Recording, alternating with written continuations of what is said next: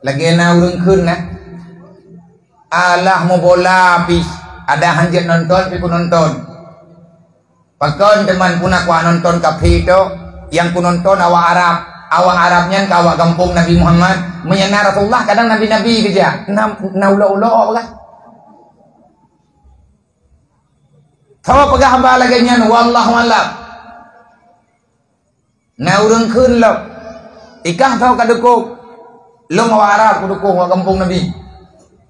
tekedi po barang kapu tinggal huruf kiamat kang getayang ditanya oleh Rasulullah tabat kadukung wa kampung kanya kadang hana merempuak sapaan pulai merempuak sapaan kadukung kampung menyana Nabi na kadukung be tajam-tajam tungku tamari nyu ke nyu yang dipegah oleh urang tuha di saat ditanya hana tak pahami agama releh agamanya hana terasa ku bayang ku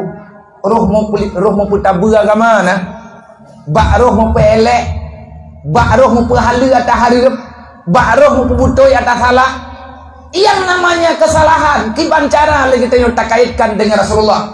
Pernahkah Nabi mengajari kita untuk berbuat salah? Tidak. Inilah yang dikatakan awaludin ma'rifatullah. Bahkan orang kejit pegah lagi mana hana geduri jumpu yang ku bebuat fawa Allah fawa orangnya ada getanya lagi nyanci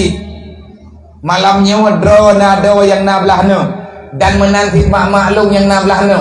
lo mati lo pegah hamba lagi nyo dengan urun dron saya juga bukan orang nomor 1 tetapi sama getanya malamnya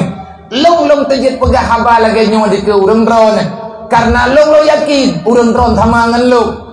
drone Islam, long juga long pegah Islam. Drone pegah beriman, ilong juga long pegah drone orang beriman. Dalam Al-Quran Allah Ta'ala pegah, fazakir fa inna zikra tanfa'ul lil mu'minin. Sama-sama orang beriman, gayumu pegah-pegah buat kebenaran. Karena akan ada manfaat yang keju oleh Allah. Kau yang tempatih haba lagi menau, haba agama kau tempatih, adakan haba yang long pegahnya. Orang beriman mandum kepatih. Yang han patih haba betul. Orang yang tak ada iman kan roh gedanya waga gedanya kan nama jen kenjanjan bawa pegale orang mereka mumpat desa ke ike menyaji ada mati ku pikupat Tuhan ada depu yang mumpatnya desa tak depu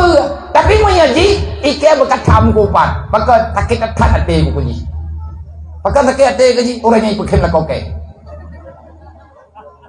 ila ko gedanya kan ku pekem lagi leh pane leh kenang gumato bai ubi ke mahi ke kemeng gop tau pat urang ikanyo tiap urang